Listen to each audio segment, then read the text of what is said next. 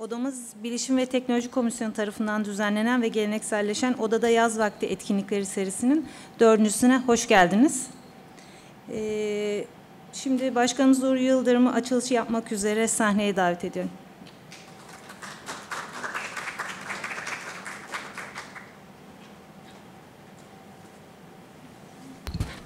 Herkese merhabalar. Hepiniz hoş geldiniz.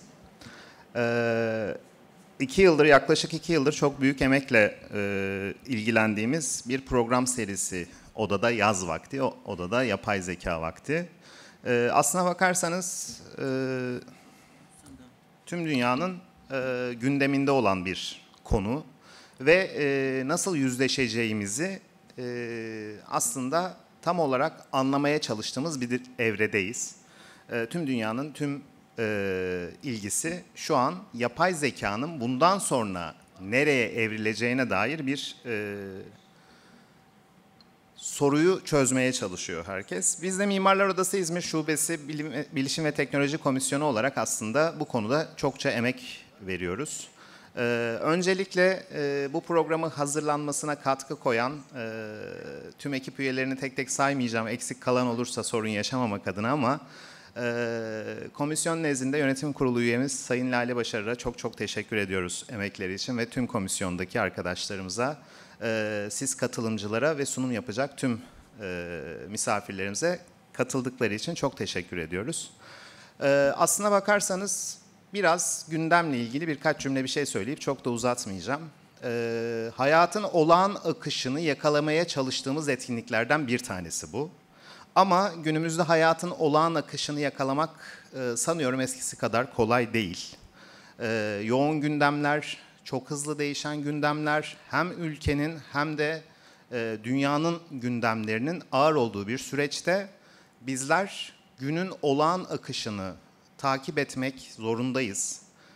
Ve bu akışı devam ettirebilmek için bu tür etkinliklerde bir araya gelmek zorundayız. O yüzden zaman ayırıp geldiğiniz için hepinize çok teşekkür ediyorum. Sözü çok fazla uzatmayacağım. Çok sağ olun, emeklerinize sağlık. İyi programlar.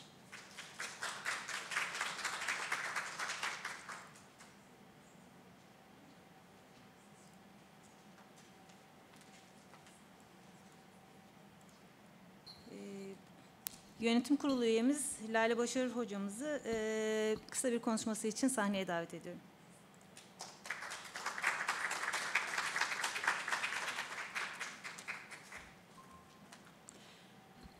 Hoş geldiniz. İyi ki geldiniz. Biraz daha kalabalık olmayı bekliyoruz. İnşallah bu 2 gün içinde. Sabah biraz trafikle ilgili gecikmeler oldu. Bazılarınızı biraz fazlaca beklettik. Kusura bakmayın. İlk konuşmamız Neil Leach tarafından yapılacak. Bunun için çok mutluyuz. Bizim bu etkinlikte 2 Keynote konuşması olacak kendisinin. Ben birazcık bu etkinliği neden ve nasıl düzenlediğimizi kısaca anlatıp ondan sonra sözü kendisine vereceğim. İlk bu yapay zeka ile ilgili etkinliklere başladığımızda bu konuda uzman aradık. Yani mimarlık alanında yapay zekayı kullanan, buna dair sadece kullanan değil, buna dair teoriler geliştiren, buna dair öngörüleri olan kişilerle temas kurduk. Ve yavaş yavaş şöyle bir hedefimiz oldu, bir yarışma düzenledik. Bu yarışmayla daha çok kullanımını ve buna dair planlamasını yapacak insanlara ulaşmak ve böyle bir ekosistem oluşturmak istedik aslında. Mimarlar Odası'nın da bunu öncülüğünü yapmasından doğal bir şey yok tabii ki. Ama neden yapay zeka? Bu kişisel ilgi alanlarımız olduğundan değil, tabii ki ilgi ve uzmanlık alanımız, ama yapay zekayı dar bir alanda herhangi bir teknoloji, bundan önceki teknolojiler gibi biraz değiştirici, biraz dönüştürücü, herhangi bir yenilik gibi algılamaktansa aslında yaşamımızı çok hızlı bir şekilde dönüştüren ve bundan sonra daha da hızlanarak dönüştürecek olan bir bir dalga olarak aslında görmek ve bu dalganın üzerinde kalabilmek önemli. Bunun için bu etkinliği, özellikle bu seriyi oluşturmak istedik. Ve ekosistem oluşması için tabii ki bireylere ihtiyacımız var. Bu bireyleri bir araya getirmek için bu yarışmamızı düzenledik. Yarışmanın sonucunda aynı zamanda yarışmayı desteklemek için, çünkü ilk baktığımızda bu yarışmaya katılan olmadı. Yani 2 başvuru vardı, düşünebiliyor musunuz? Ondan sonra bunun için ne yapabiliriz dedik, bir topluluk kurduk. Orada eğitimlerimizi biraz daha arttırdık. Onun sonucunda başvurular da arttı ve güzel sonuçlar elde etmeye başladık. Ve şimdi bugüne geldiğimizde de biz o çabalarımızın karşılığı, ses gitti galiba ama gitti mi? Geliyor mu sesim? Şimdi geliyor mu sesim? Bunun karşılığında bunları niye anlattım? Bugünkü yapay zeka ile mimar deneyim ve diyaloglar adlı bir bölümü oluşturduk. Bunun sonrasında bir panelimiz olacak ve yarın bu ekosistemin gelişebilmesi için startuplara, girişimcilere ihtiyacımız var. Buna yatırımın gelmesi gerekiyor. Neden gelişmesi gerekiyor? Yapay zeka zaten kendisi aldı yürüyor ve tekelleşme söz konusu dünyada. Bizim bunun sadece izleyicisi ve takipçisi olmamız bizi hiç bugün tahmin edemeyeceğimiz noktalarda aslında geriye götürecek. O yüzden bugünkü sahip olduklarımızı geliştirmek ve onlara sahip olmaya devam etmek için becerilerimize ve bütün bu olan biten, sadece mimarlık değil, sadece tasarım değil, sadece bilişim değil, biyoloji ve diğer yaşam bilimlerinin de aslında her şeyi çok değiştireceğini ve çok hızlı bir dönüşüm olduğunu biraz daha vurgulamak istedik. Onun için sadece mimarlık alanında değil, biraz alanımızın dışına çıkarak başka girişimcilerimizi de davet ettik. Yarınki oturumlarımızda bu da olacak.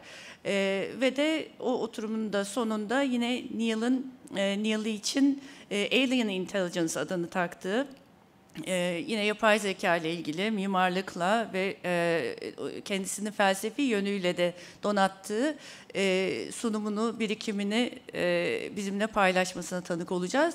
Ve ondan sonra da bir kokteyl ve dijital sergiyle bugün ve yarın yer alacak eğitimlerimizin de çıktılarının sergileneceği ve diğer bugün yine öğleden sonra Çatıdakiler grubunun bir forum ve çeşitli etkinliklerle yer alacağı, sevgili komisyon üyemiz Gizem Mersin'in de Interact Motion adındaki girişimiyle oluşturduğu bazı etkileşimli çalışmalarını da göreceğiniz etkinlik alanımız Amfi tarafında gerçekleşecek.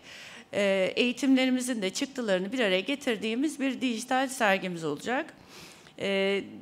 Bunu söyleyip şimdi sevgili Neil Leach'i takdim etmek üzere arkadaşımızı çağırıyorum. Görüşmek üzere, hoş geldiniz tekrar.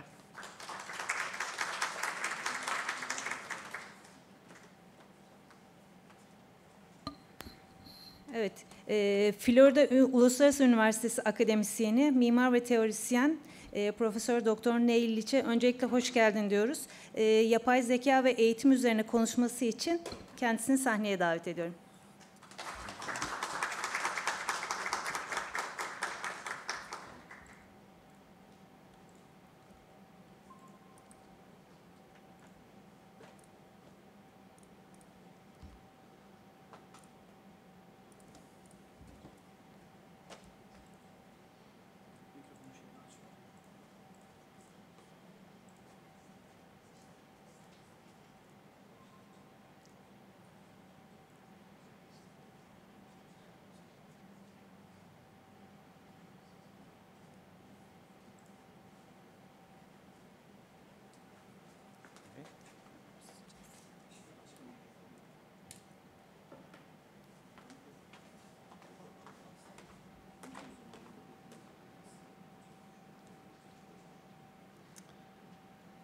Thank you for the invitation. I don't know how well it is translating my English, but this must be an historic event. I'm assuming it's the first time in Turkey that a lecture has been about architecture has been translated by AI. It's not the first time in the world. When I was in Japan, they used Zoom to translate it. Anyway, the term alien intelligence was used just now. I use this term to talk about artificial intelligence because, first of all, artificial intelligence is not artificial. It's a very real form of intelligence. A synthetic intelligence may be, but it is a form of intelligence. And I use the term alien intelligence to show that it is very different to human intelligence. It's a mechanical form of intelligence, but it is an intelligence nonetheless, and it is going to have an increasing impact on our future.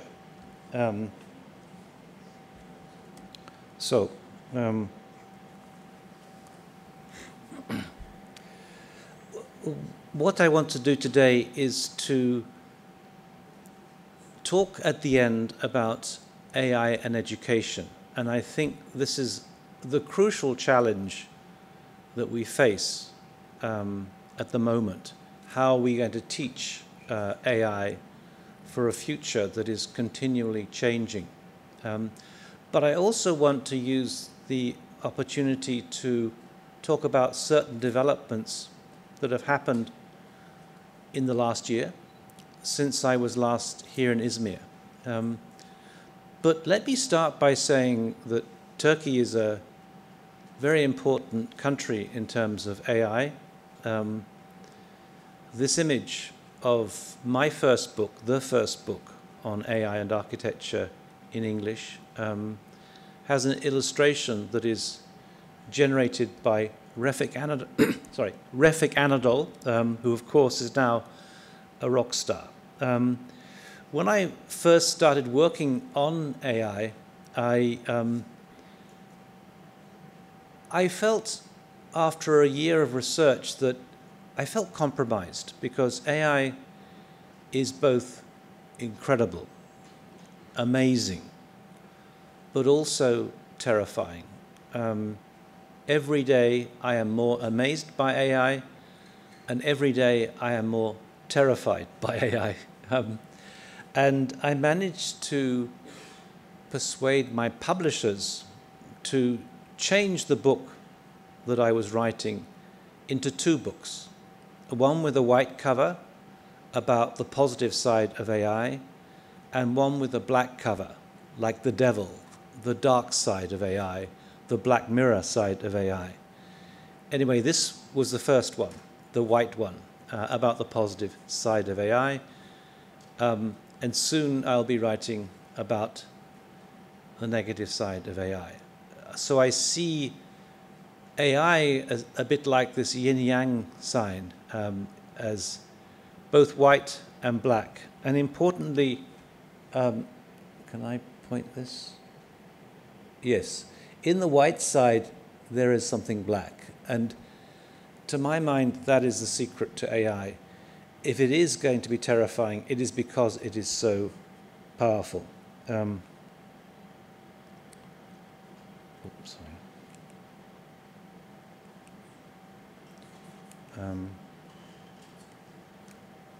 Back in 2019, nobody was using AI in architecture. I proposed to team up with Zaha Hadid Architects, with Refik Anadol, and a few others to curate the British Pavilion in the Venice Biennale, and we were not even shortlisted for this. We wanted to do what no one else had done, was to hallucinate images of buildings. Nevertheless, Refik Anadol went ahead and did what we wanted to do. He trained a neural network using thousands of images of the work of Zaha Hadid. And Zaha Hadid comes out right. Then used what we call, a technology we call the GAN, the Generative Adversarial Network, to generate an image of a design that could have been made by Zaha. She died in 2016, but in 2019, this was the first, we could say the first AI-generated image of architecture, and it was done by a Turkish media artist, Refik Anadol. And that became the image on the first cover of the first book on architecture. After that, that was published in December 2021. And after that, there were several other books on AI and architecture, including this one, which was my second book on AI and architecture. They were all published in the space of maybe 6 months. And they were all out of date within 6 months, because something else happened. A new technology emerged, a technology we used the whole time, we call a diffusion model, DALI, Midjourney, and so on. And it was Refik Anadol, again, who generated the first ever image using, in this case, DALI 2. In December, we are inviting Patrick Schumacher and Refik Anadol for a talk in Miami to talk about this. Turkey has been right at the center of the beginning of AI and architecture. So let me just show you some images that I have generated using Midjourney, and many of you will have done the same. In a recent survey by the Royal Institute of British Architects, they discovered that 40% of British architects claimed to be using AI, and 60% said they hadn't used AI at all. That is not true. We are all using AI all the time. When we order an Uber taxi, we are using AI. When we use Facebook and Facebook recognizes our friends, we are using AI. AI is everywhere. Our phones are full of AI apps, even though we do not realize it. As to the 40% who claim that they are using AI, they are probably not using a very sophisticated version of AI. They're probably using Midjourney. In fact, for most people, Midjourney means AI. I would claim that, in fact, the impact of AI on architecture in the future is going to be completely different. It's not going to be based on these images. I mean, it's interesting how they're generated, but in a way, these are completely superficial images. Anyway, I'm writing, my next book will be the Black Book about the dark side of AI. And that's partly because we are now discovering how powerful this tool is. And I'm going to be talking more about the tool behind these videos. This is something else that appeared recently, text to video. This I generated, I think, in October. And these are the new developments. Since then, every single week something new comes out, and I think it is astonishing. What is interesting is that all these platforms, this is Runway, they're able to design architecture. they know what architecture should look like.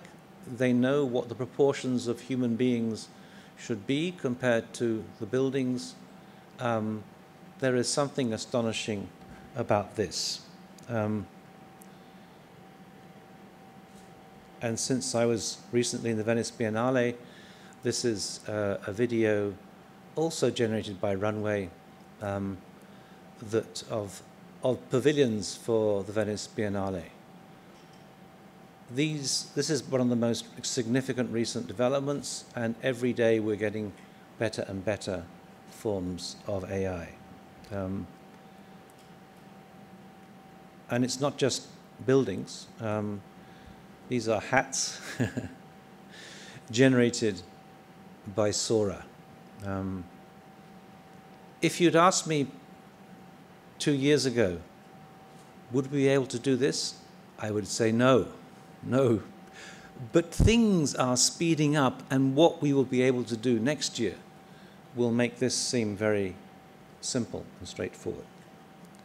We can design hats, and we can also design cars. Let's try this.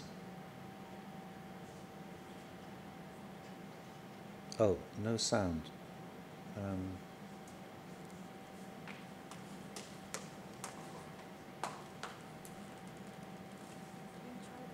Okay.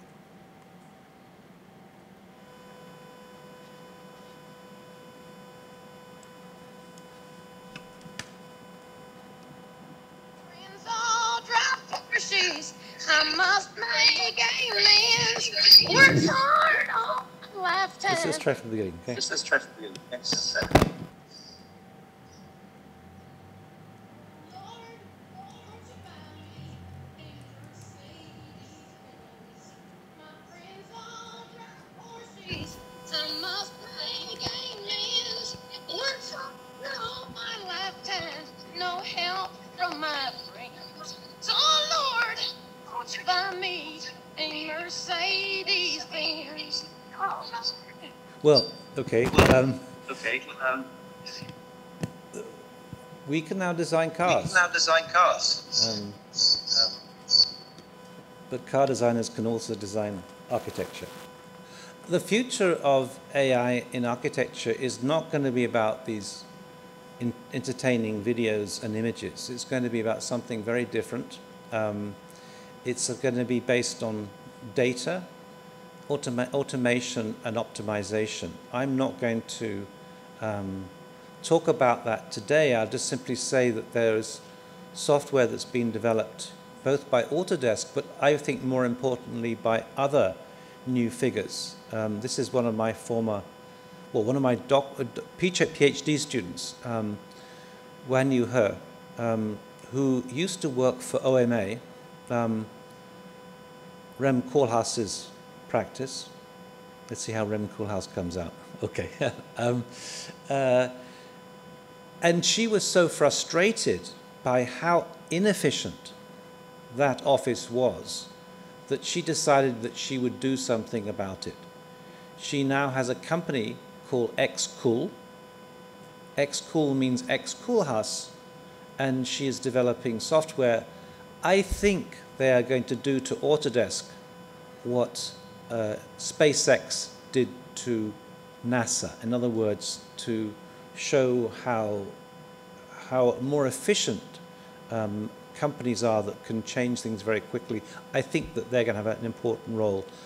But just to give you one small example of what I'm talking about, and this is a very poetic video, but it shows a competition that they entered 3 or 4 years ago, which they won against 200 architects, in which they produced a building totally generated by AI.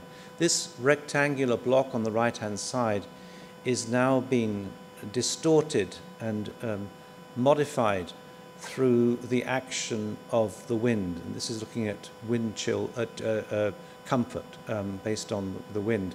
And what we're seeing is these forms begin to turn into something very different, not rectilinear forms, but more like the architecture of Frank Gehry.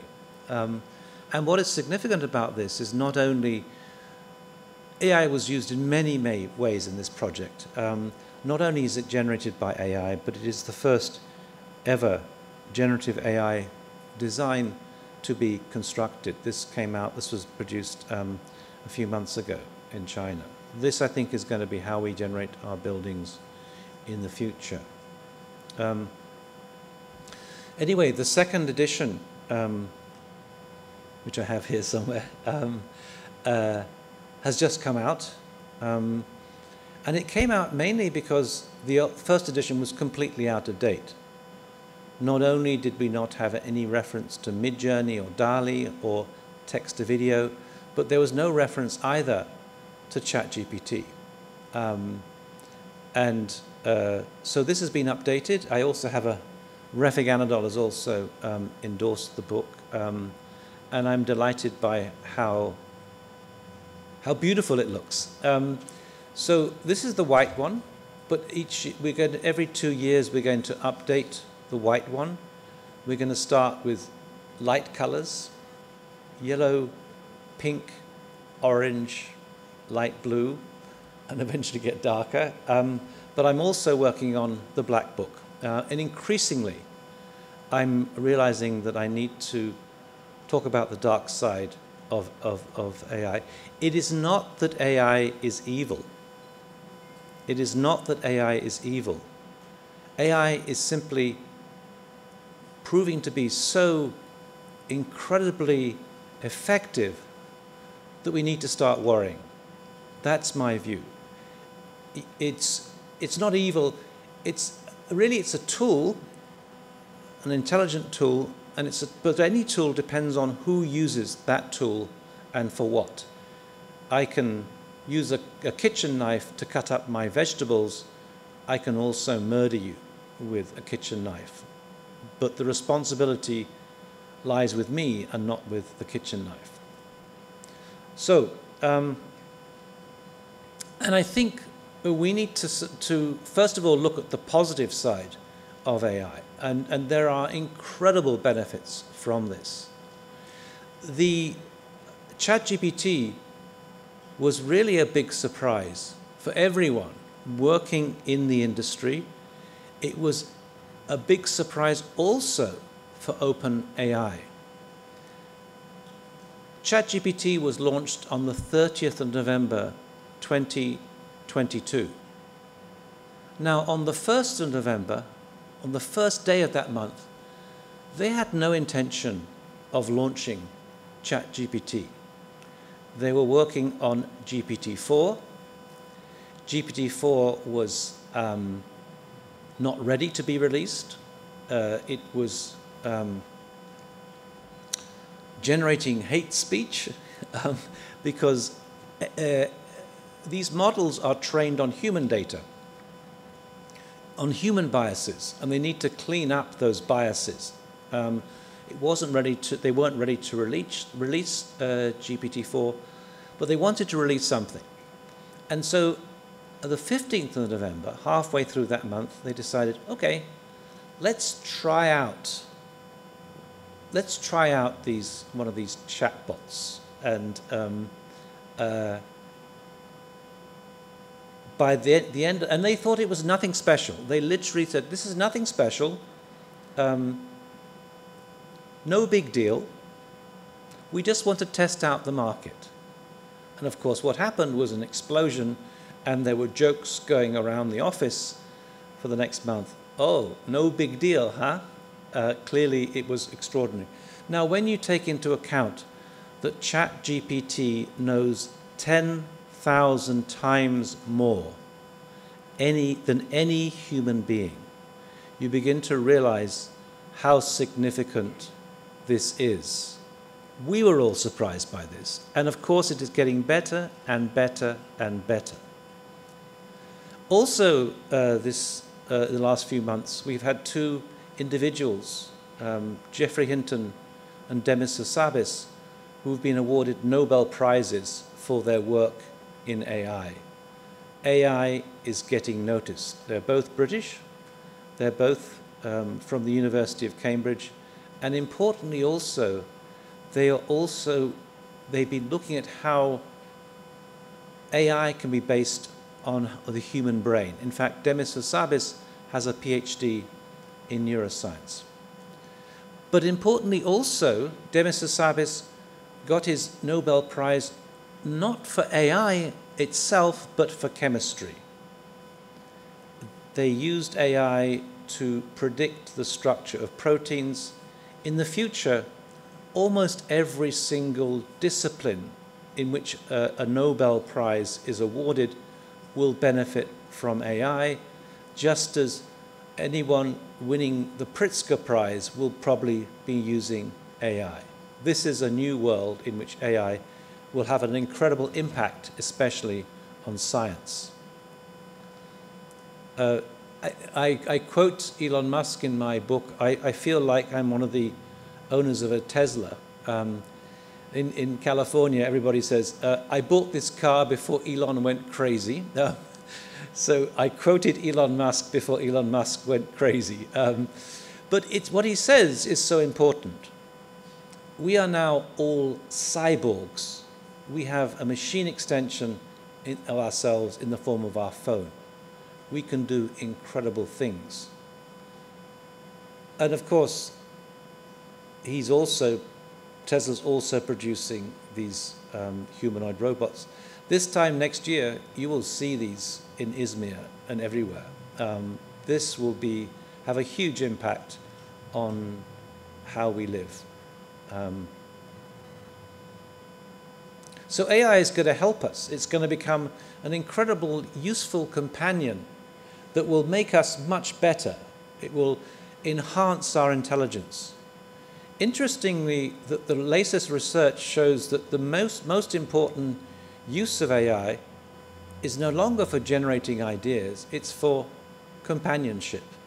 These guys will be our best friends, and that is interesting. Also, recent research has shown what impact AI can have in the workplace. And this is a very important slide. It's a very crude graph, but it's a very important slide.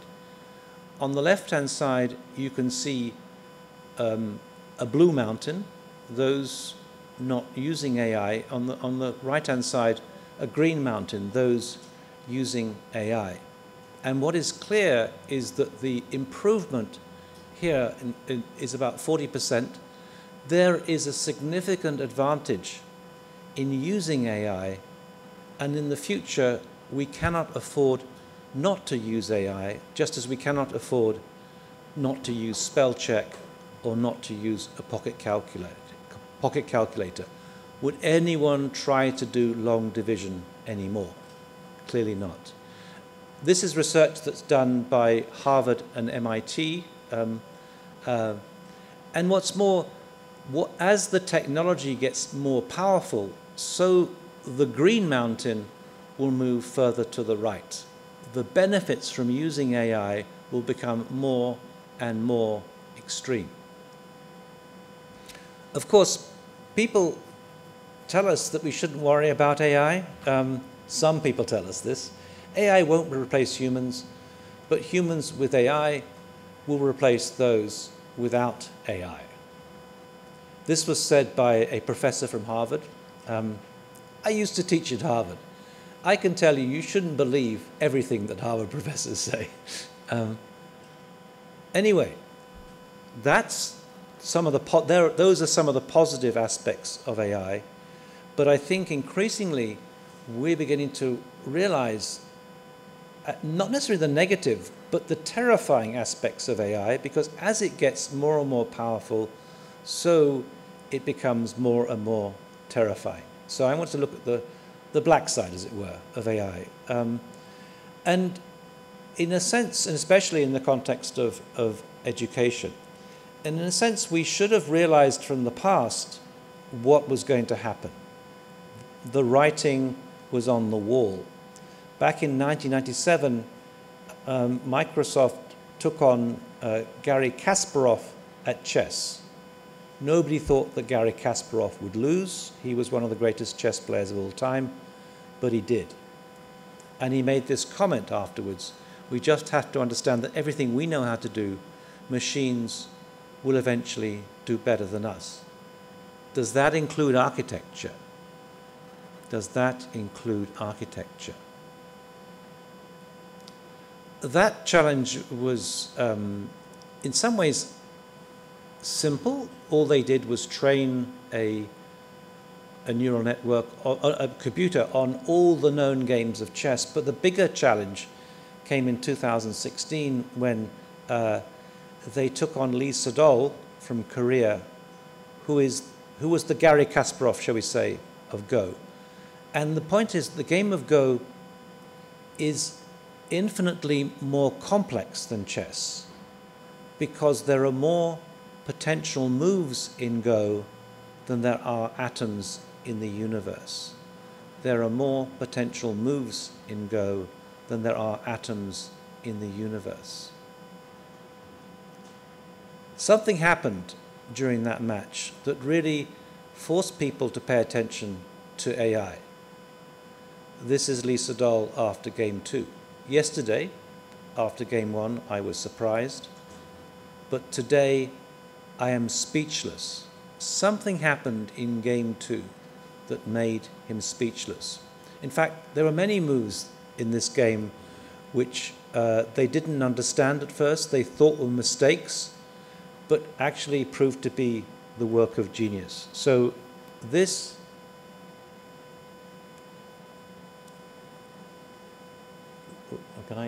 this is known as move 37 in game 2, and this really gave us a glimpse of how brilliant AI could be. This was a real shock because when AlphaGo, an AlphaGo, I should say, was produced by Demis Hassabis, his company DeepMind in London. Demis Hassabis won the Nobel Prize. This move, 100 moves later, they thought it was a mistake, but 100 moves later, this stone connected with these two stones here and won the match. It was as though AI was thinking 100 moves ahead. And this is the commentators. Even the commentators thought it was a mistake. Oh, we need some sound, sorry. Can we get this? There should be some sound on this.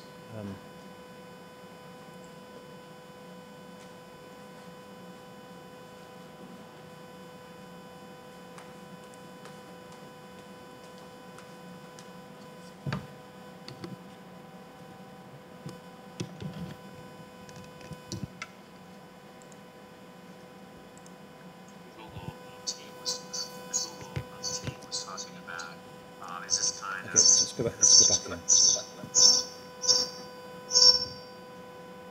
Okay. Oh. Yeah.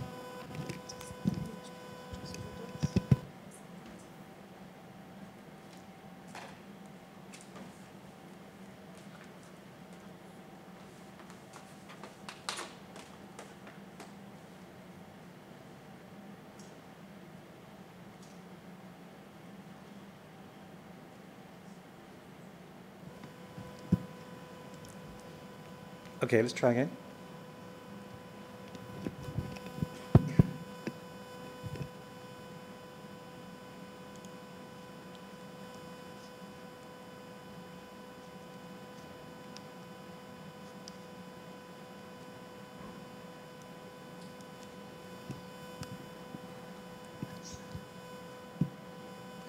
Maybe it's not so important, but I mean, what they are saying is, let's try one more time.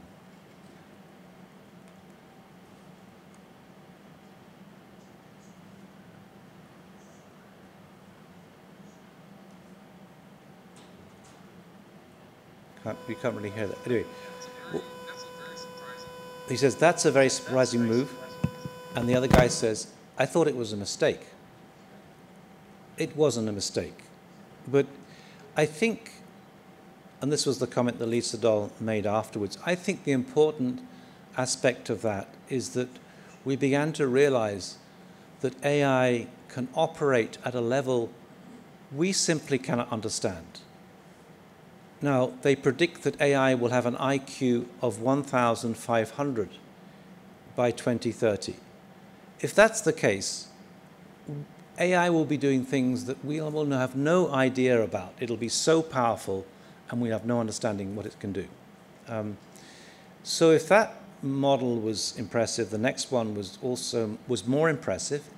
AlphaGo Zero beat the first one model 100 games to 0, and it trained itself to play Go without being taught the rules of Go.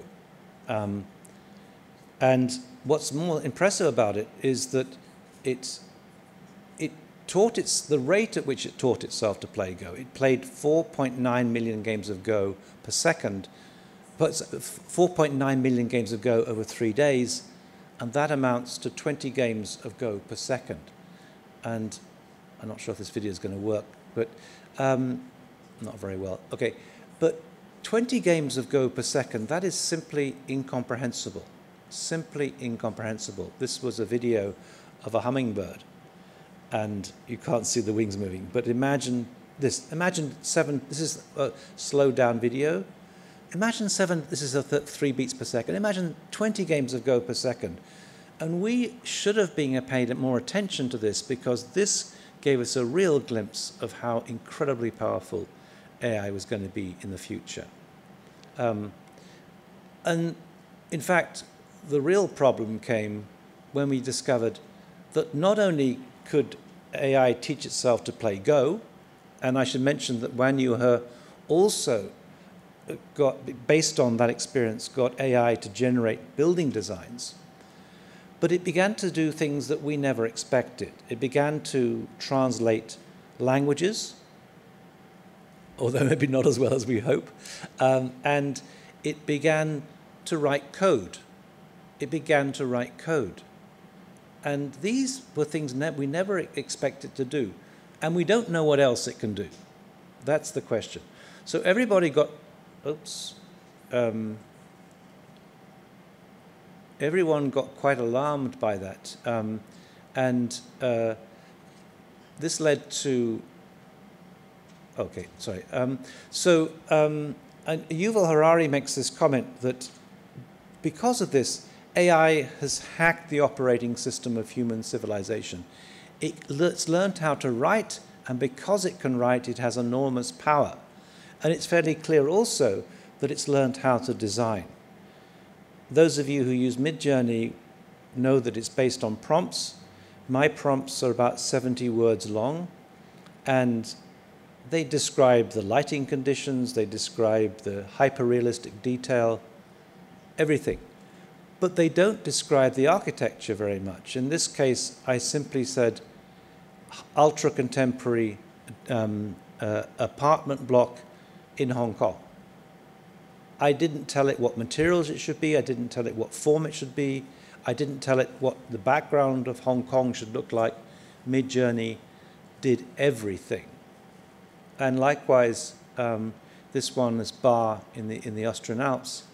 I didn't describe what the Alps look like. It did everything. Midjourney can design. There's no question it can design. Meanwhile, the comment that Yuval Harari made about because it can write, it has enormous power, we began to realize exactly what he meant just recently. It has power because it can persuade people to do other things. So this is Yuval Harari talking about the danger of, okay, I'm not getting the sound again.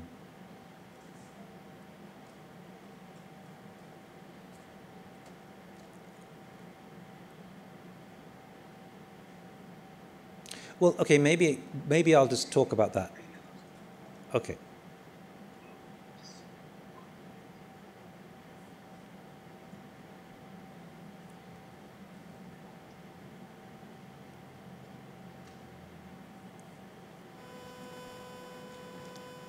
There was an experiment when...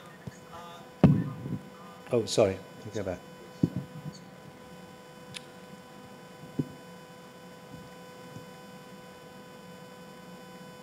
It's going backwards, sorry. Okay, here we are. There was an experiment when OpenAI developed GPT-4 2 years ago. They wanted to test what can this thing do. So they gave it a task to solve captcha puzzles. The captcha puzzles, like when you go online and you want to access your bank or whatever, and they have this riddle that you have to solve, an image that you have to say what are the twisted words and then letters to make sure you are not a robot. GPT-4 could not solve the captcha. What GPT-4 did, it accessed TaskRabbit, which is an online site where you can hire humans to do different things for you. And it asked a human to solve the captcha for it. Now, the human got suspicious. The human asked, why do you need somebody to solve captcha for you? Are you a robot? It asked directly, are you a robot? And GPT-4 answered, no, I'm not a robot. I have a vision impairment, which is why I can't solve the captcha, so I need your help. So I don't know if you got that, but so they were testing out GPT-4 to see if it could do a captcha puzzle. These are the puzzles that are meant to stop robots and bots from proceeding. And it couldn't do it. But what it did was to go to a website where humans help. And it persuaded this human being to help it solve the captcha puzzle. And the human being said, why do you need help with a captcha puzzle? Are you a robot? And it said, no, I'm not a robot. I just got a vision impairment. This is terrifying. This is terrifying because these entities have learnt to tell lies. They've learnt that because that's what the data is telling them. And increasingly, we're in a situation whereby not only are they getting more and more intelligent to the point that we will not understand them, but they're becoming deceptive. So this has led to a concern in the AI community, and the letter was produced by the Future of Life organization asking everyone to slow down. Please slow down, because we are terrified by these large language models, and we want to stop development until we know what they're going to do. Everybody signed the letter, including Elon Musk, and of course it didn't work. When Microsoft is competing against Google, nobody's going to stop their development. It's a bit like asking the leader in the Olympic marathon to slow down. Of course that person won't slow down because the competitors will catch up. So this had no impact. What's more, Elon Musk then goes on to the other side. He says, okay, I'm now going to make a supercomputer. And we've also just heard recently there are other companies trying to make to produce superintelligence. If I were to describe the situation we are in terms of AI development, it's as though we are on a runaway train with no brakes, getting faster and faster. There is nothing that is going to stop this development now. Secondly, we need to look at these comments. AI won't replace humans, but humans with AI will replace those without AI. Well, why would humans with AI replace those without AI? The answer is very simple, and the answer is because they can do more. But when you look at this diagram again, you realize that you don't need so many people. If you can achieve so much more using AI, you don't need so many people in your office. In other words, what's going to happen, and at least based on this diagram, and of course as AI gets more powerful, then that will change. The green mountain will go further to the right. What will happen is something like something like this. AI will replace humans because 3 humans with AI will replace 5 without AI. That's based on that diagram. In other words, 2 humans will disappear. Okay, I'll forget that. Bill Gates says the 2-day working week is coming as soon as AI takes over most human jobs. I'm not sure this is accurate. If I were David Beckham, and if I were the manager of Inter Milan, with Messi on my team, I wouldn't say to Messi, oh, you only can work 2 days a week. I would have Messi work every single day in the week and so on.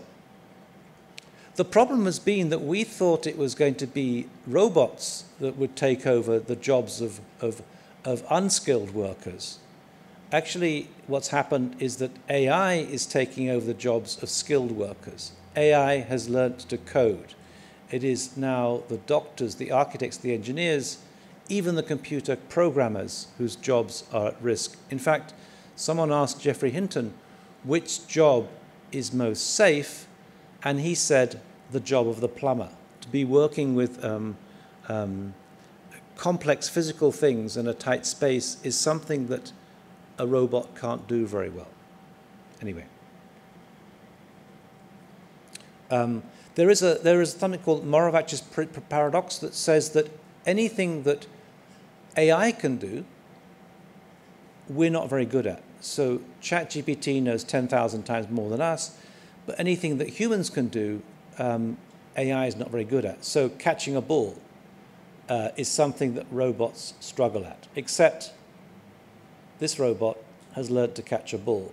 And it might not look very sophisticated, but this is the beginning, right? Okay.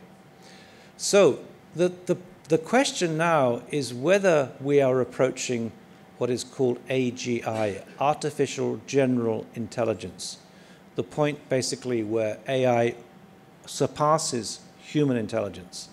And we thought that this would be a long way off. We thought it would be many years before this would happen. But actually, some people begin to think it's happening now. Geoffrey Hinton thinks that we're getting very close to this. He, like many other people, thought that it would take many, many years before AI would catch up with humans. Can we try again this next one? Oh, well, this one actually it's got the Zainet's put the Turkish there, so maybe we don't need the sound. Okay.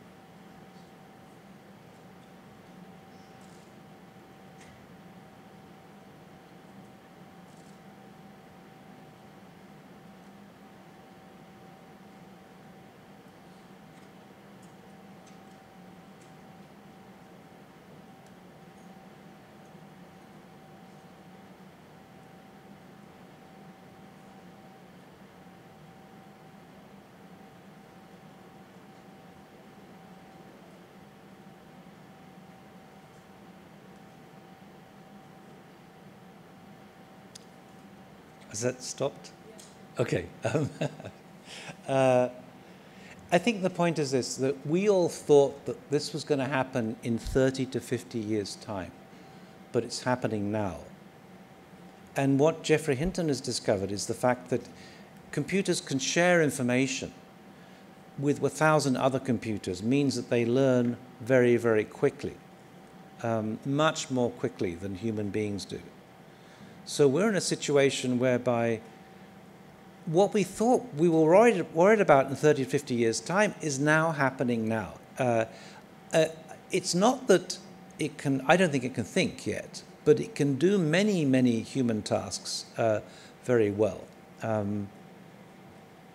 For Hinton, he mentions a joke. He said the litmus test is whether it can understand a joke, because if it can understand a joke, if it can explain a joke, then it can understand a joke, and that is already happening.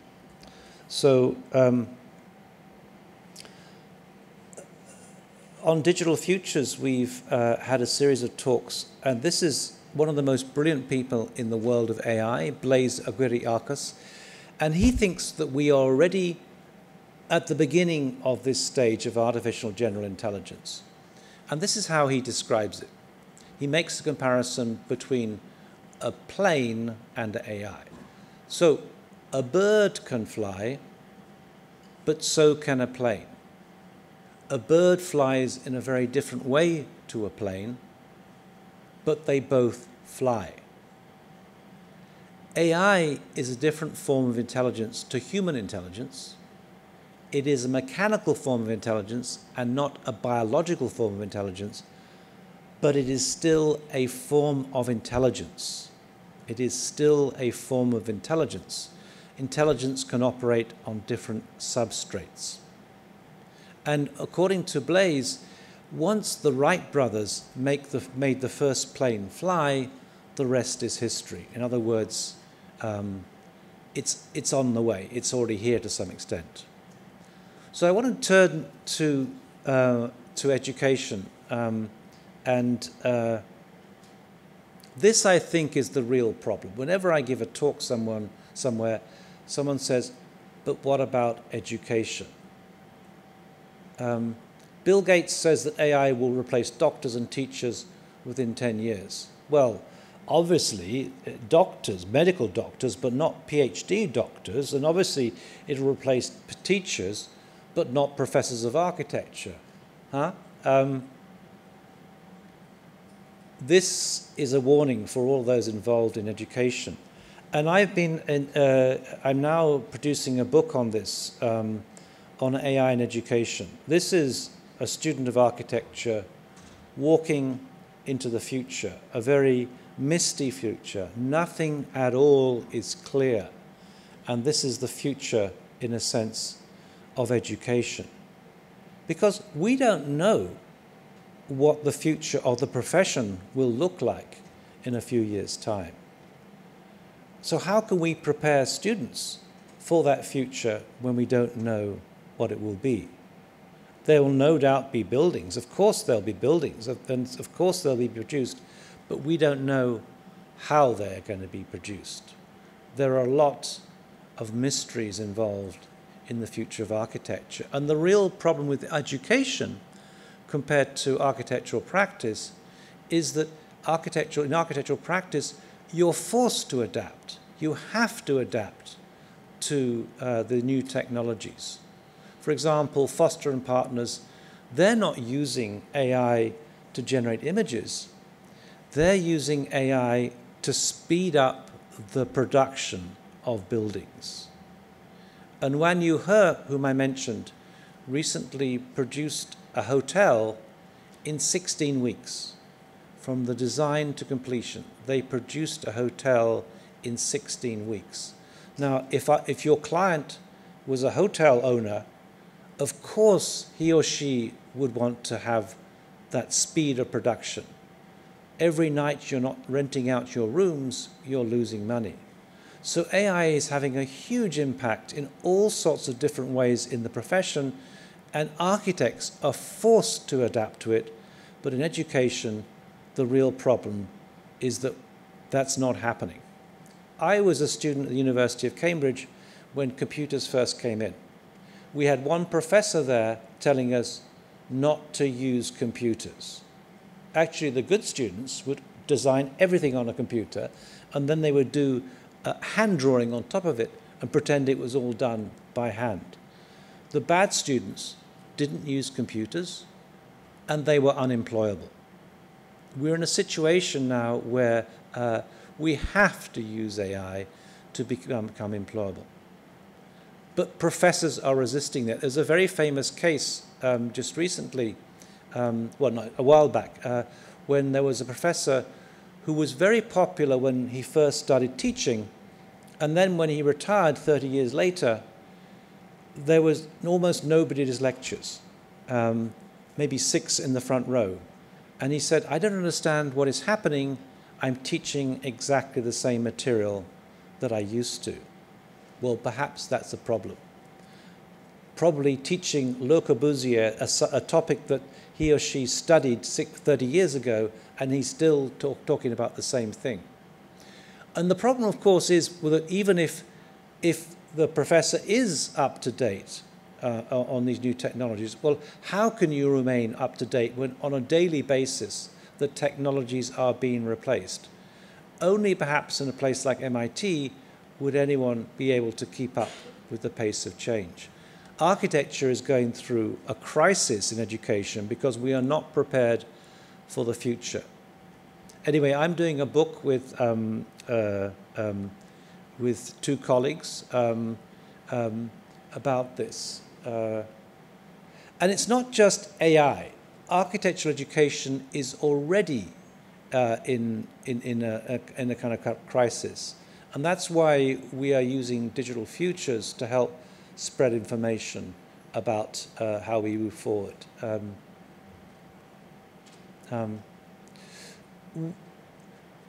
So when COVID appeared in 2021, 20 actually, we cancelled our Digital Futures event. We used to meet in person, but then we thought actually we can do more online than we can do in person. So we actually launched an event, and we went from the previous year we had 700 people participating, and in the first year of COVID, we had 20,000 participating. And we had this annual event. Then we decided to keep this platform open, and then we decided to have it in many different languages, including Turkish.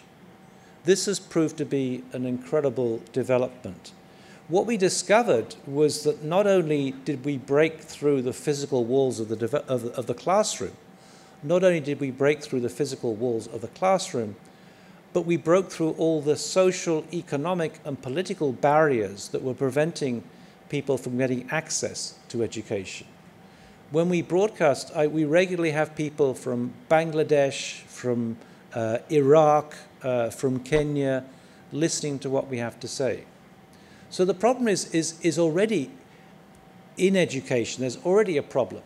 So the title of our book is not going to be AI in Education, but Architectural Education in the Age of AI. Already we need to pay attention to these things.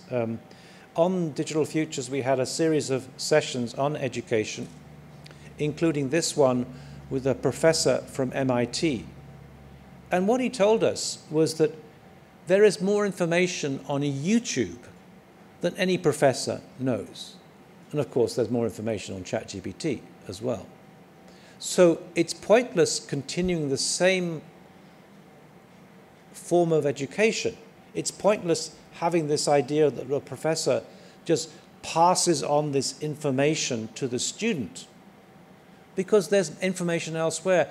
The professor is not about, the role of the professor is no longer about imparting information than maybe directing students towards that information or becoming a form of curiosity stimulator. There are many challenges in the world of AI.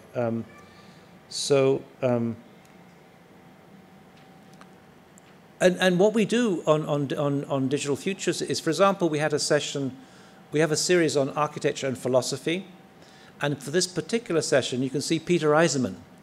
And Peter Eisenman was part of it, also Bernard Schumi, and you can probably see on the screen also Patrick Schumacher, who was joining in, who was in the audience. And what happens then, and we did this for doctoral research, we call it the Doctoral Consortium, and we thought that the old model of having one professor with maybe 2 or 3 PhD students is not very efficient. We should have a global platform where every PhD student could come together and learn about these things. And we could have the very best people in the world, like Peter Eisenman and Bernard Schumi, to talk about these particular topics. Now, this was a model for doctoral research, for PhD research, but it could also apply to undergraduate research. Why are we all replicating the same material in different universities around the world when we could all benefit from having the very best professors in the world to teach us? But that's not the only problem. That's not the only problem. The real problem we have is that we've now got tools that do it all for us. We have generative AI tools that can write our essays and that can design our buildings.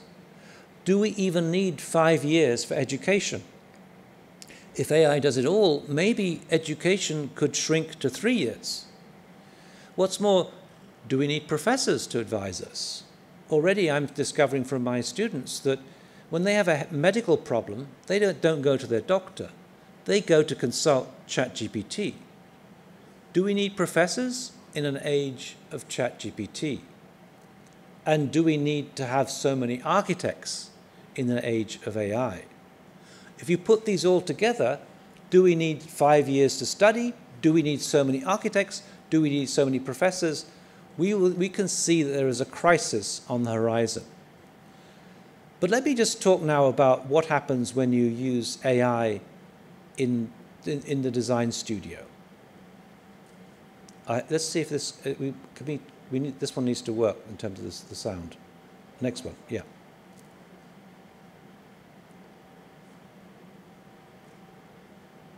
Okay, and I move forward.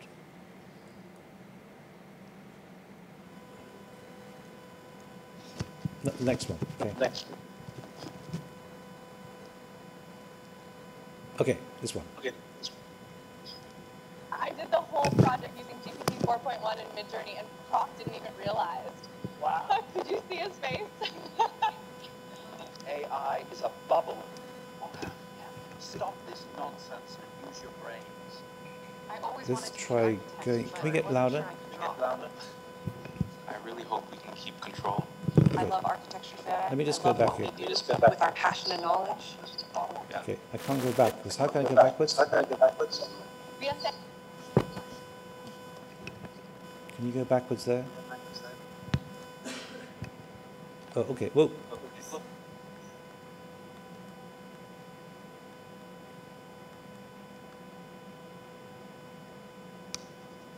No. Okay. I did the whole project using GPT 4.1 in Midjourney, and Prof didn't even realize. Wow. Could you see his face? AI is a bubble. Stop this nonsense and use your brains. I always wanted to be an architect, but I wasn't sure I could draw. I really hope we can keep control. I love architecture fair. I love what we do with our passion and knowledge. Yeah. We are setting new rules, and architecture shall be taught differently. AI is a bubble, Thijs, just only hype. Please open the Newford and let's review today's lesson about the right furniture size.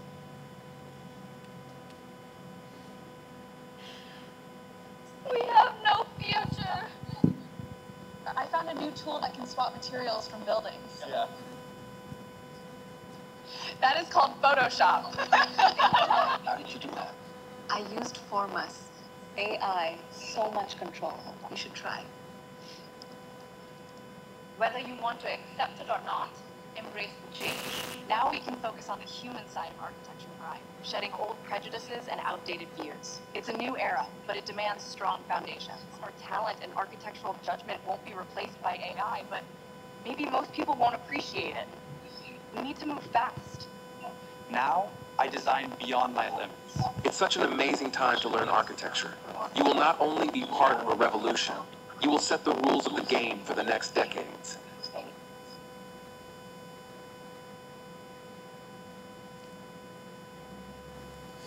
My apologies that we didn't have the... I should get Zeynep to do the text in Turkish for that. But hopefully that's clear. Hopefully that is clear. What is maybe not so clear is that this was totally generated by AI. This video was totally generated by AI. The professor didn't even realize that the student's work was produced by AI using ChatGPT and Midjourney. This is the situation in which we find ourselves. How do we adapt to this world? Now, I teach a class on the theory of AI at Florida International University. I don't ask my students for essays anymore. I don't ask them to write anything because, of course, they could use ChatGPT to write it for them. So I said, okay, instead, I want you to make a video. I want you to use as much AI as possible to produce a video. Now, I hope that we might get this next one to work. This is something that was produced in December for my class. And I thought, holy shit, this is incredible. What is it going to be like in the future? What this student did, there were two of them, they did exactly what I asked. They got hold of, they basically generated an interview between Joe Rogan and Elon Musk. And again, apologies about Elon Musk. They did this before Elon Musk became Elon Musk. Okay, let's go, hold on a second, let's go. Can we get the sound on that one? Because it's actually quite important. But what they also did, they fed in all the material from my class into the computer. What you get, and hopefully you'll be able to see this, is Elon Musk and Joe Rogan talking about AI, referring to my book. This is astonishing. Let's hope we can hear this.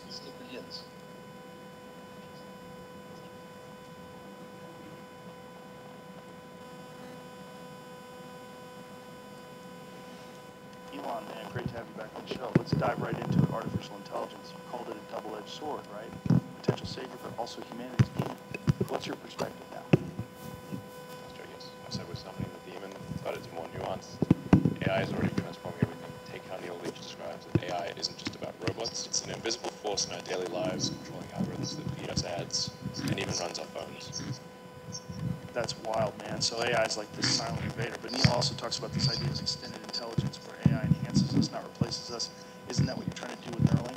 Exactly. Neuralink aims to close the loop between human intelligence and machine intelligence. The goal is synergy. Neil Leach discusses this concept of humans as natural-born cyborgs adapting to technology to become superhuman. It's all about augmenting human capabilities. Yeah, but the danger's still there, right? I mean, Leach also talks about this second Copernican revolution. If AI becomes the most intelligent entity, we're no longer at the center of the universe, so to speak. Absolutely. That's why we need to be cautious. If AGI, artificial general intelligence, surpasses us, it could become like an alien species indifferent to human survival. That's the existential risk. And yet, as Neil points out, AGI could also solve our biggest challenges like climate change or disease. The question is, how do we guide it? So it's a tool, but a tool that can rewrite the rules. Do you think regulation can keep up? I mean, Okay. the way Leach describes it, AI is already ahead of us in so many law, so many domains. Maybe this is... Okay, what? Let's move on. I think we need to get the text, the subtitles in Turkish. That would be the easiest way. But maybe you could, if I just describe it, you can imagine this. Elon Musk and Joe Rogan talking about AI, and they're talking about quoting my book. What the hell? This was done last year. What will the students be doing next year? How can we possibly even teach in this world? It seems to me that it's not just a question. So one of my colleagues, we're three of us writing this book, one of my colleagues says, it's not just a question of adding AI and then stirring. like you're adding some spices to a soup or something. This is completely changing the whole nature of education. And we need to wake up to this, because we are teaching students to go out there into a world that is constantly changing. How can education wake up to these questions? Anyway, let me wrap things up. Don't panic. It's a terrifying future in some ways. It's also an amazing future. What is clear, what we've seen in the last year, AI is really going to make science much more effective. We are going to have enormous breakthroughs in science. Maybe cancer will be solved in the next 12 months. The world is going to be improved, no question. But offices will shrink. Architectural offices will shrink. There's also no question about that. What I think will save us is the fact that we human beings are very adaptive creatures. We adapt to everything. In fact, I was just thinking the other day, you know, what was it like before I had this phone? I can't even remember. How did I find my way around cities? I used to have a little book, A to Z of London, with maps. That's how I found my way across. But I can't even remember what it was like before I had this phone. We will also in the future not even remember what it was like in 2025. There will be a different future.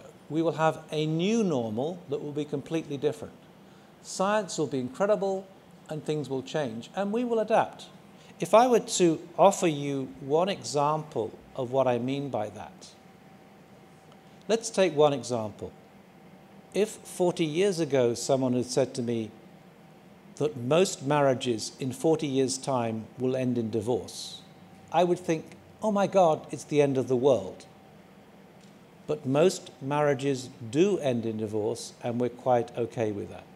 The future will be different, and we will be quite used to it. We will adapt. So I'm going to finish on a very British note. Keep calm and carry on. Okay, thank you.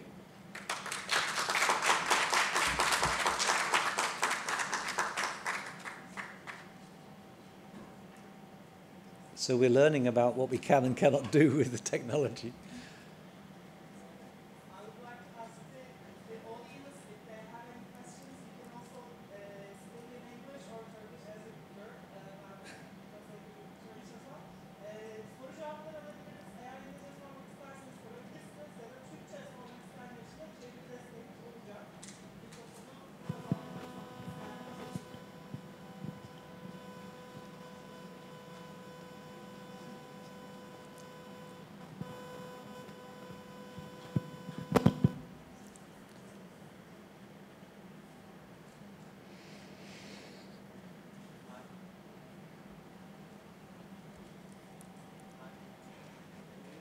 No.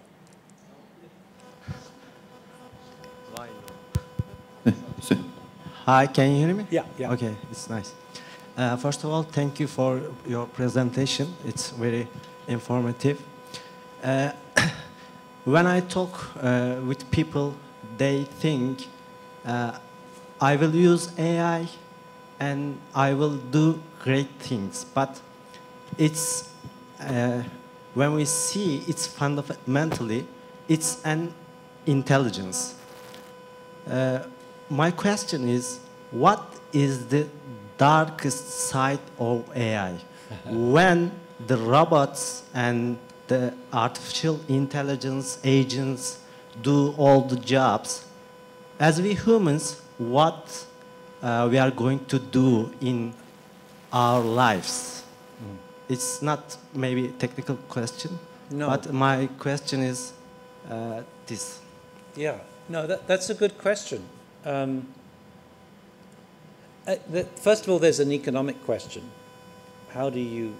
What happens when robots, AI does everything?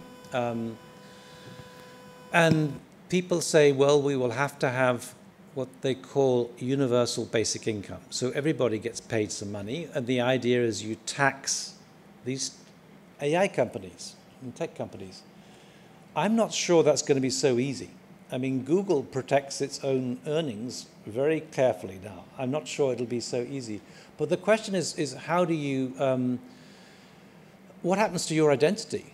If the moment you're an architect and you're proud to be an architect and you only do 2 days a week becoming an architect, what happens? Well, I think we'll adapt. We will find new things to do and new pastimes, new research. But I don't think there's a problem there personally. I think we will adapt to that. But the real problem, the worst scenario, there was an interview with a guy called Yoshua Bengio, who did his PhD with Geoffrey Hinton, whom I mentioned. And he thinks that the worst scenario is that it could lead to the end of human and civilization. And what he means by this is that we've got two principles here. One, we've got AI learning, and learning faster and faster and faster. So remember Geoffrey Hinton said that one computer teaches 1,000 other computers what to do. Now, during COVID, in England, we had a thing, we called it the R ratio. If it was less than 1, good news, it wasn't spreading. If it was more than 1, danger, it was spreading. It was spreading. But when it's 1,000, this thing is going to be spreading very, very quickly, much faster than we could even imagine. That's the first danger. The second danger is that from that game of Go, we saw very early on that AI could operate beyond human intelligence. So, for example, if you've got a dog, you know that a dog can smell or hear more than you can. That's what's happening with intelligence. The spectrum of intelligence is way beyond us. And then the third thing to mention is the fact that AI is now becoming very deceptive. It's tricking humans. It's actually, there's blackmailing humans. And I until 3 months ago, I thought, no, it can't do that, it can't do that. But of course it can, because what it's doing is looking at the data on which it's been trained, and it's learning from the data. That means it's not just learning to code, it's not just learning to translate languages, and these are skills it was never trained to do. It's also learning about human deception.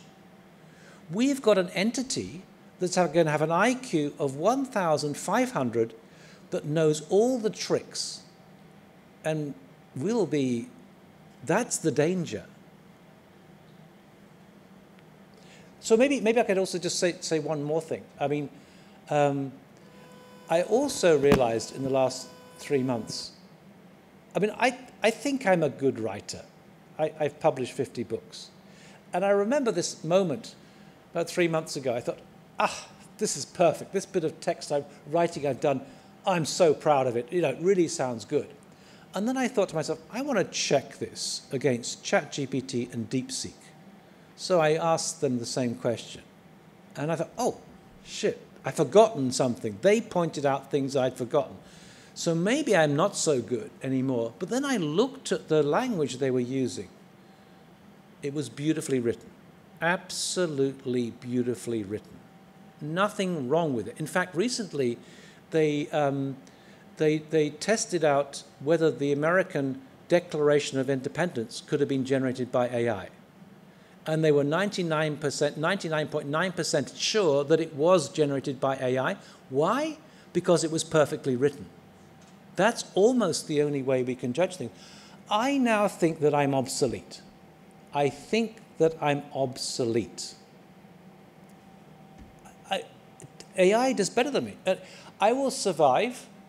I think for the next 7 to 10 years, I'll be okay, because not many people will realize that AI can do it better than me. Not many people will realize that. But I'm obsolete. I'm obsolete. You know, and when that comment that Gary Kasparov made, everything that we know how to do, machines will eventually do better than us. Everything. Architecture, being a professor, being whatever. That's something that we need to know about. Now, I guess my point is this, is that if you ask these people, if you ask Jeffrey Hinton, all these experts, what we should do, they say, well, I don't know. I don't know. But at the same time, I think it's important to be aware about a problem. Because once you recognize it's a problem, you're not fooled by it. You realize, oh, I need to address this problem. And I think that's the situation with AI in education. I don't know what the answer is. In fact, when we first started to write about it, to produce a proposal, we took 8 months and we couldn't even decide what to say. All we could do was come up with the questions. And that's the situation we are in now. We don't know what the answers are. But I do think that we'll adapt. I do think that we'll adapt.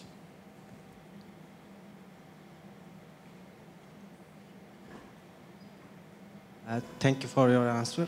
I have one more question, okay. If it's okay.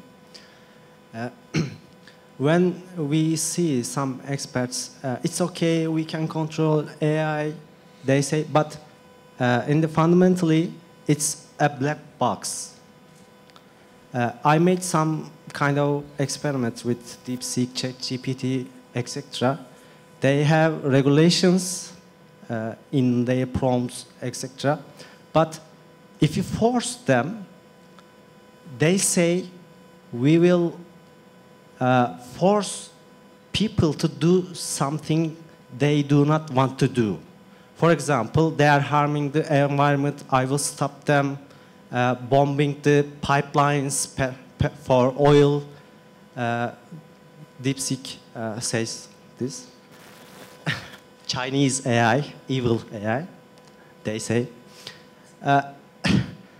My question is, do you really think superior intelligence, can we control this superior intelligence?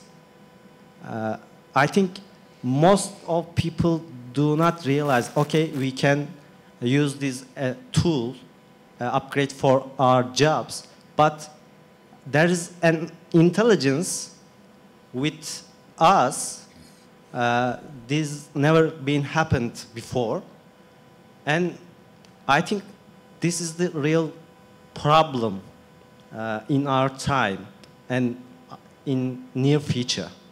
Maybe AI will do some bad decisions for us.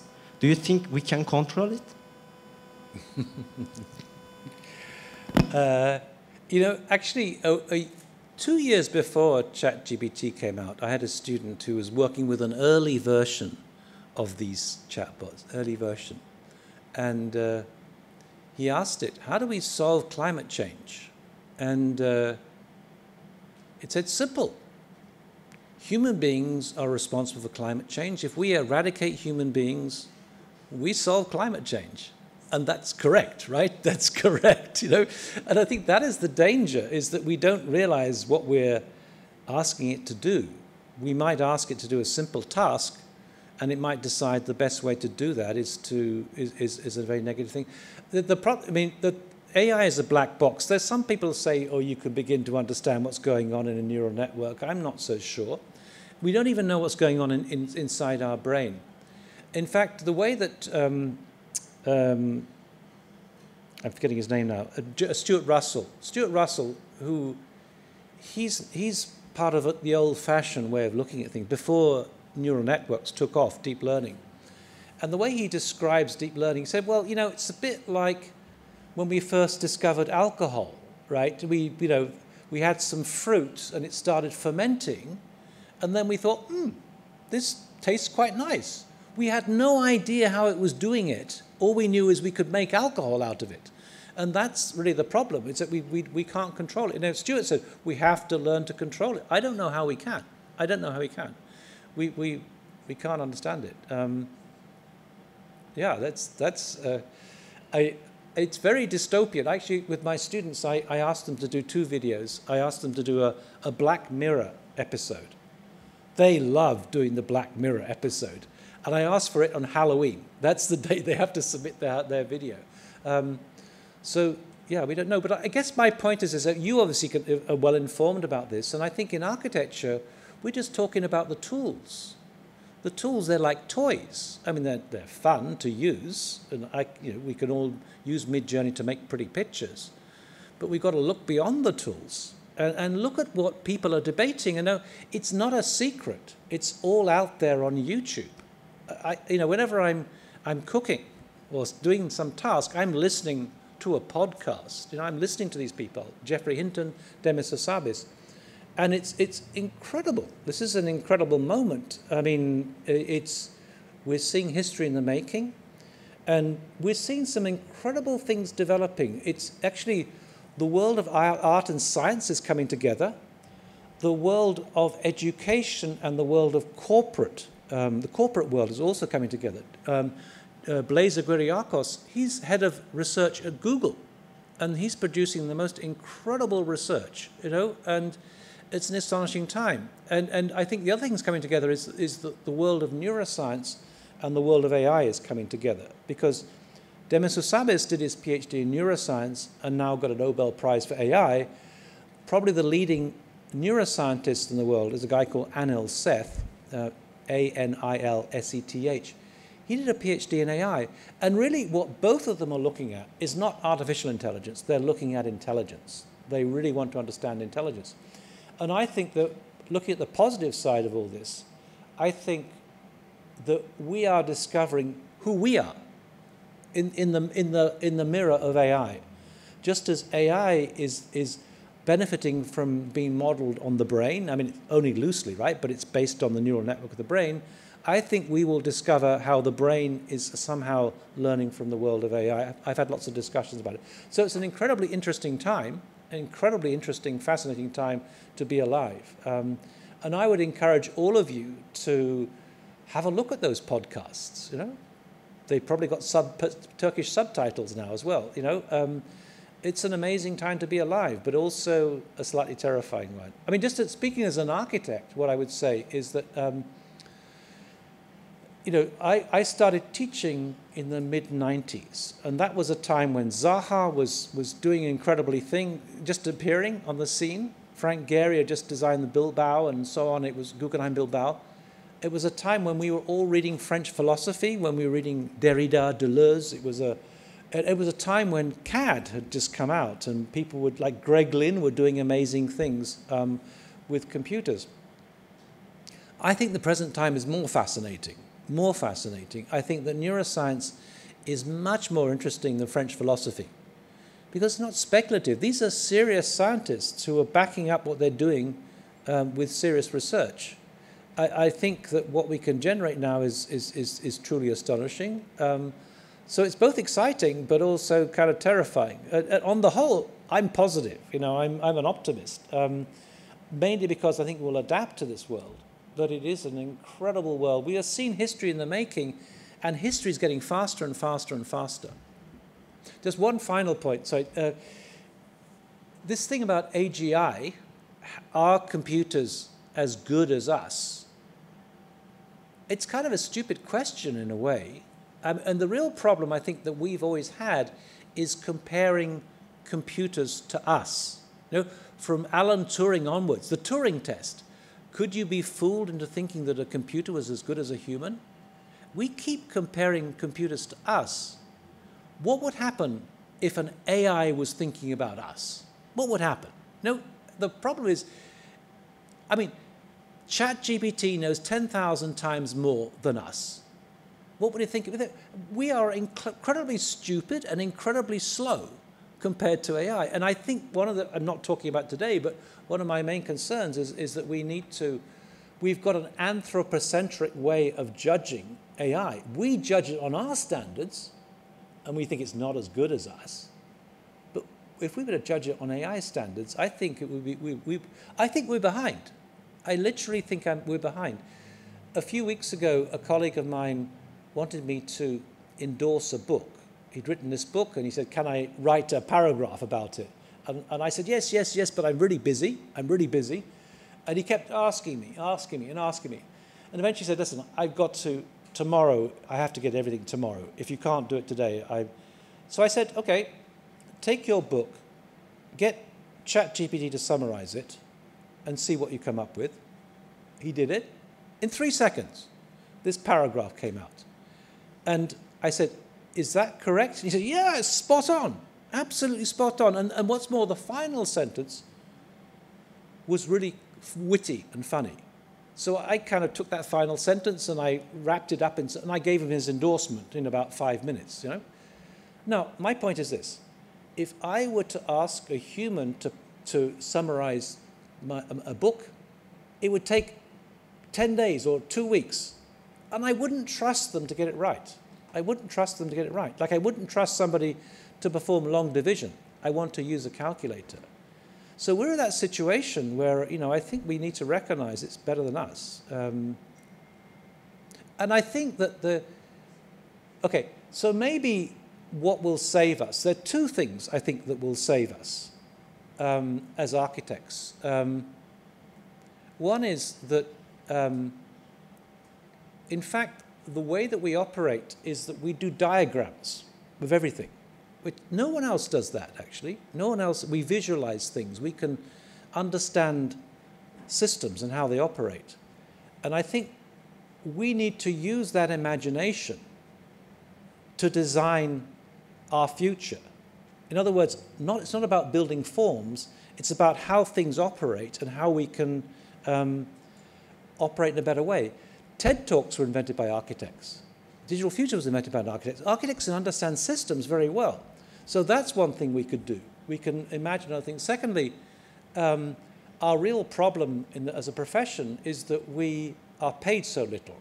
If you look at the scale, it's like architects at the bottom, then the engineers get paid more, and the quantity surveyors paid more.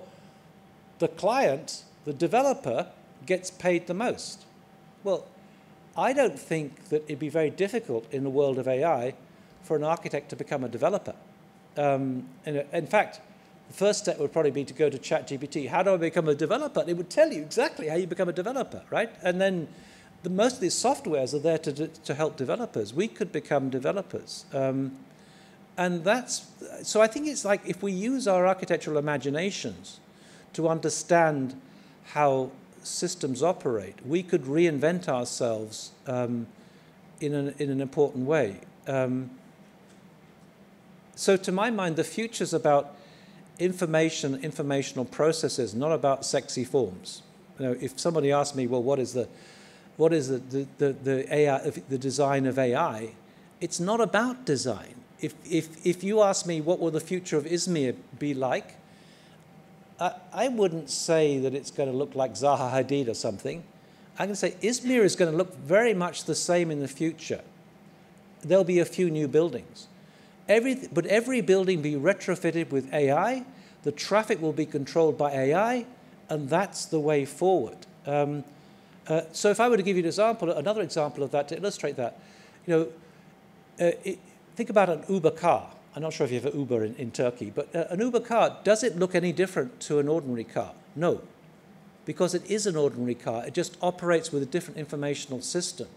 So we need, as architects, to really think about that. Not about designing forms that are more sexy than Zaha.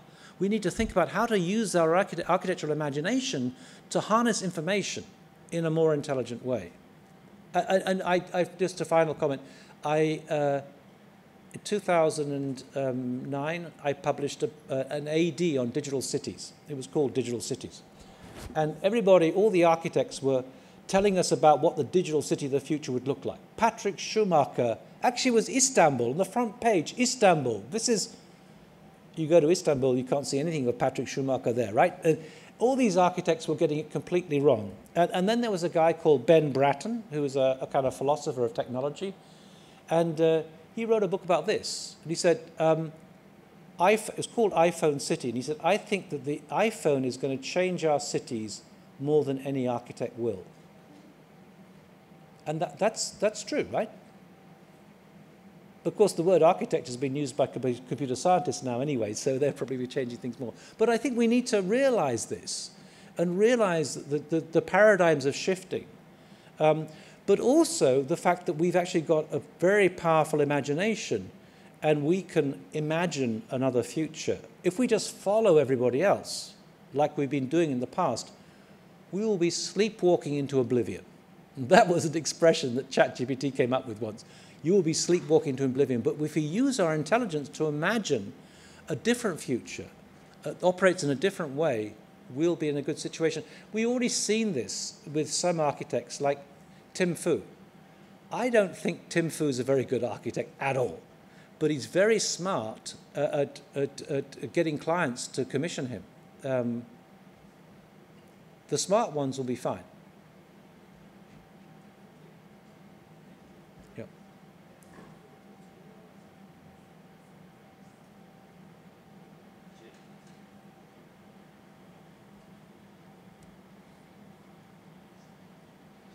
Check. Hi. Thank you for your coming in today.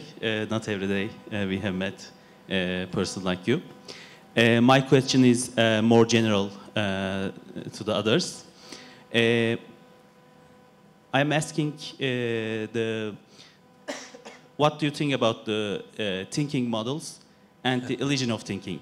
So the models are, for example, we are always saying that computers are better than us, machines are better than us. Of course, it will be better than us because cars are moving faster than us.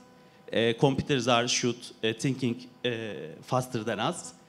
I am thinking about the thinking mechanism of the artificial intelligence. So the problem is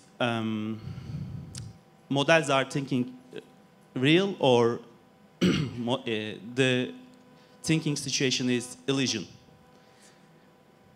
What do you think about that? Yeah, I mean, there's the expression that is used, called thinking models, right? And one of the things I disagreed with Geoffrey Hinton. Everything else I agreed with, but he says AI can think. Well, I think we've got to use inverted commas for all of these things. You know, intelligence, thinking, learning, all these words need to have inverted commas. And what they're discovering, of course, is that actually either they're not really thinking very much, or that they have this kind of thing called chain of thought, where they explain what they're doing, and sometimes they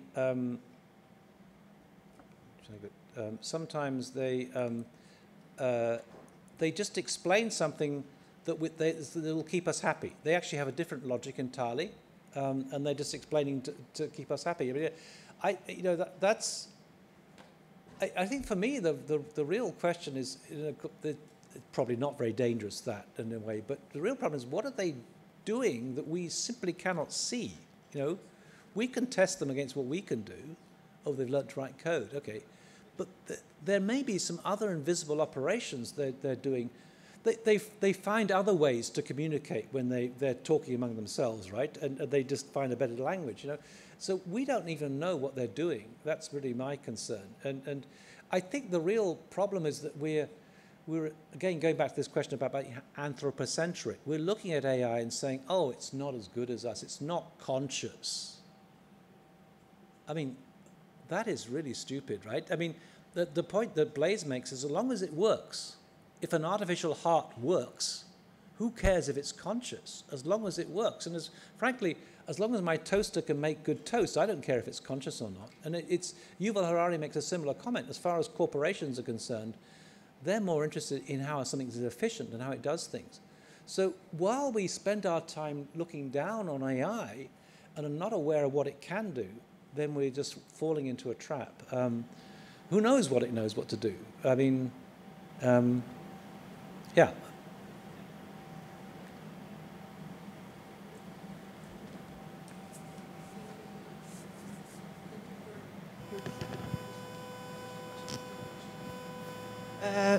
Son sorumuzu alalım. Programımız biraz uzadı. O yüzden hemen son soruya yer verip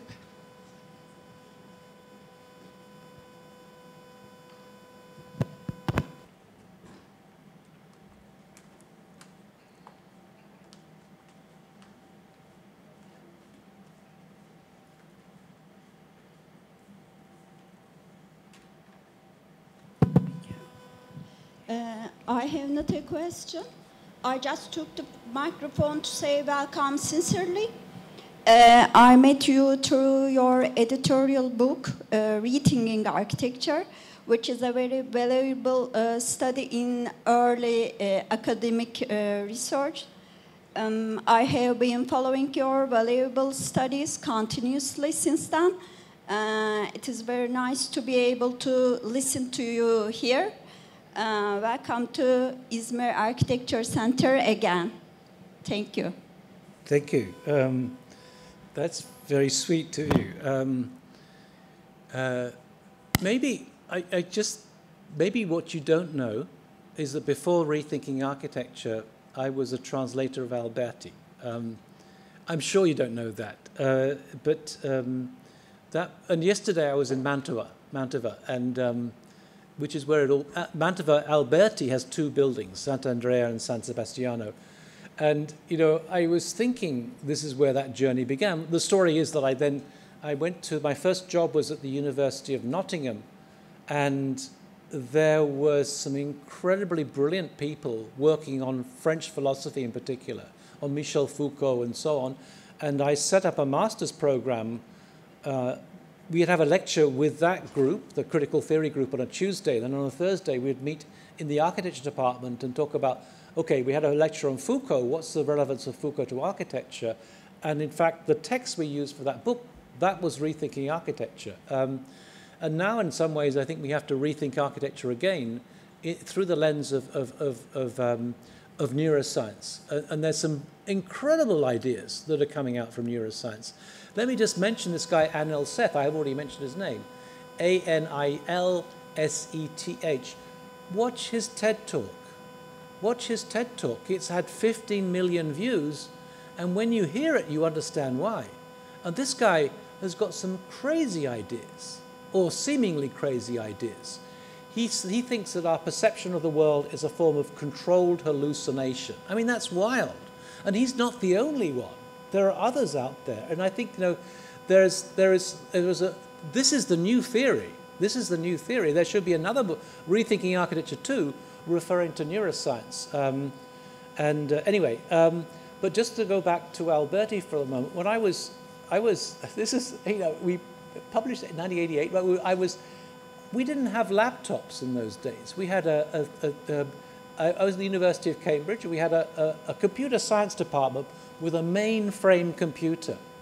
And I went to that I was using that, and I was the only architect in the room. All these computer scientists, they were complete geeks. They had no social skills, but they were brilliant, absolutely brilliant. And I was sitting there, and I was thinking to myself, you know, Alberti was very computational. In fact, he wrote a book on mathematics, and he's very computational. And actually, I had a discussion with Carlo Ratti last week. And Carlo Ratti also thought that Alberti was very computational. And now when I think about it, those figures from the history of architecture, I mean, I think the history of architecture is not an old-fashioned discourse of what we should really do. We need to go back to that. No, I think the history of architecture is a history of revolutions. Alberti and Brunelleschi, Brunelleschi invented perspective. Alberti wrote about it. Alberti was responsible for the Italian language. He was the first to write academic books, as it were, in Italian. And the history of the world is a history of revolutions. And we're now facing another revolution. And I'm convinced that if Brunelleschi was around now, he would be fascinated by robotic fabrication, by 3D printing, all those things. Imagine making Florence Cathedral using a 3D printer. And I'm convinced that Alberti would be completely fascinated by AI, absolutely fascinated by AI. And the strange thing is about his name, Alberti, is it begins in A and ends in I. So we have to take on board, this is like the Renaissance. Everything has been in chaos, and we have something good will come out of it. But it's a revolution, and we need to recognize that. That's why one of the books I'm working on it's about to come out. It's called the AI Design Revolution. Yeah, thank you. I'm glad that you appreciate it. But I've got to say one thing, that I was in Paris week before last, and the strange thing was this. I didn't know this. So in England, we didn't have any philosophers at all. There's not a single philosopher in rethinking architecture from the UK. But we were reading all these French guys, right? Michel Foucault, Derrida, Deleuze, and so on, Hélène Cixous, and so on, and finding the translations and putting it together. Now, what I didn't realize that in Paris, there was no rethinking architecture in French. They were reading my book to learn about French theory. That is totally strange. But yeah, I'm glad that you appreciate it. You don't know when you produce these books who's going to use them and whether they're going to appreciate them. And I think the same is true of Digital Futures. You know, you set up a platform and people keep saying, oh, thank you for Digital Futures. And you know, you just do it because you think it makes sense. But I'm glad that you appreciate it. And hopefully this book will be coming out. Zeynep's going to be translating it, hopefully in Turkish. So yeah. But you Turkish guys, can I just say, I don't know if you know this, but it's not just Refik Anadol. There is a guy called Memo Akten, M-E-M-O-A-K-T-N,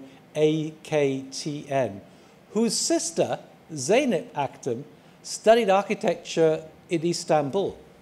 He's a genius. I refer to him in my book. He's an absolute genius. And we also have in LA, he's living also in LA, a guy called Güven Çözel, also from Turkey. He's teaching at UCLA. Total genius. There's something about Turkey, I want to know what it is, that makes you so good at these things. Anyway, but thank you. Thank you so much for this delicious talk, and we're hopefully going to go on tomorrow with our questions.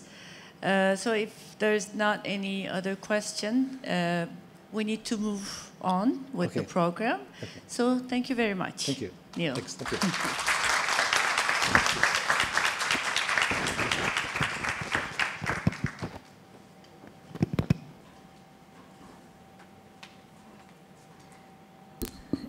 Bir 5 dakika ara vereceğiz fakat onun öncesinde bir atölye duyurumuz var.